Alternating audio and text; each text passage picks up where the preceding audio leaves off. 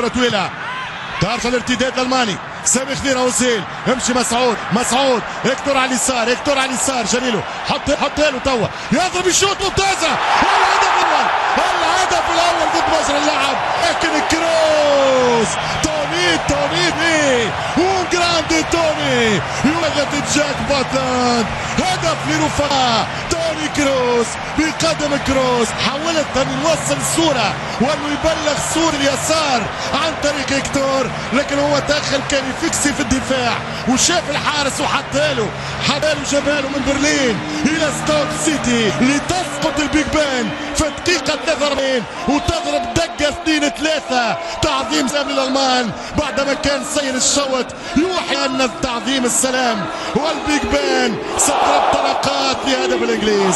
هذا يكون قدم وهذه الهدف يلقى الثغرة الحارس بعيد على المكان ممكن أخر في حضوره على القائم الأيمن توني شرع وضرب واللي يشرع كروس الحكاية فيها 1-0 سادة. هدف أول ليواكيم لو رغم نعاود ونقول في رأي انجلترا كانت في المهم أفضل في الشوط الأول للفريق الألماني.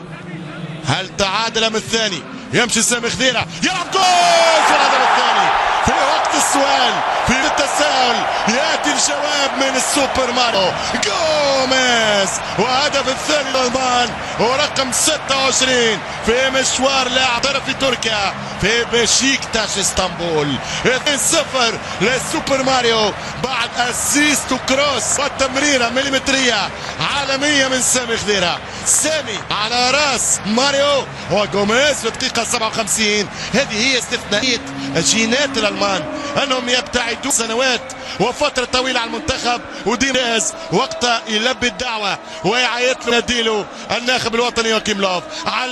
عالميه الباس نتاع سامي خضيره على راس ماريو جوميز كره مقشره قال له كون هاي على راسك هزه بيديه سامي حتى على راس ماريو وماريو في الشبكه يغالط فرصته ان تواصل الماكينات بهذه النجاعه.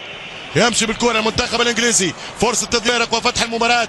الكره ما زالت يمشي في هاري وهدف جميل من هاري كين لعب سبيرز توتنهام يسجل هدف المباراه الاول لرفقاء كايل 2-1.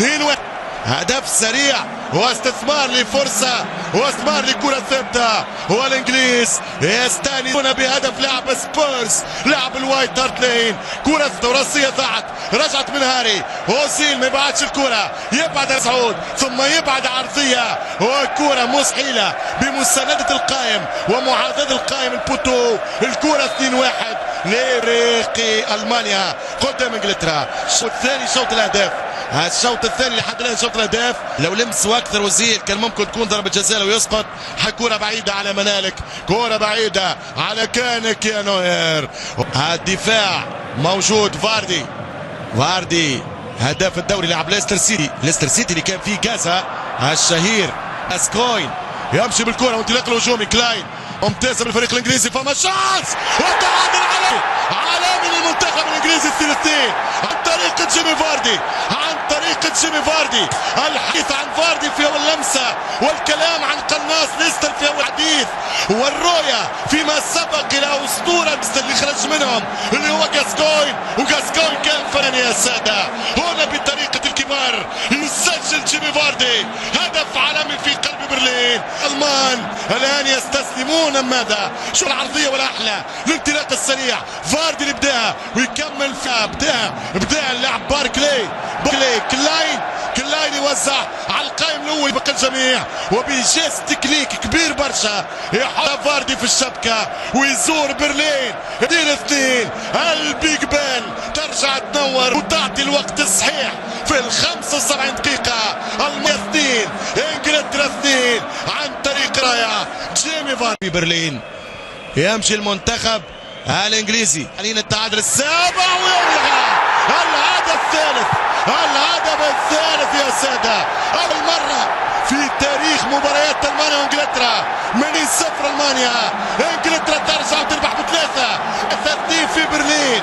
لا تعادل سابع في الكلاسيكو العالمي بين المانيا وانجلترا والفوز التاسع تاريخيا لانجلترا هنا مع قريبين نوير. عذرا توقعاتي كانت خاطئة، توقعت في 2-0 ممكن 1 قلت 4-2 للفريق الألماني، ولكن الإنجليز يكذبونني ويكذبون الجميع، وخاصة هم في الأصل يكذبوا الألمان. 2-1 2-2 ثم في دقيقة 91 يخطف المباراة على كرة ثابتة، دفاع بعيد ودفاع غريب ودفاع عجيب ودفاع غير منسجم بالمرة. شوف يطلع وحده يضرب كرة مع الشورلي. أين أنت يا روديجر وأين أنت يا جوناثان؟ و3-2 في ماتش مثير.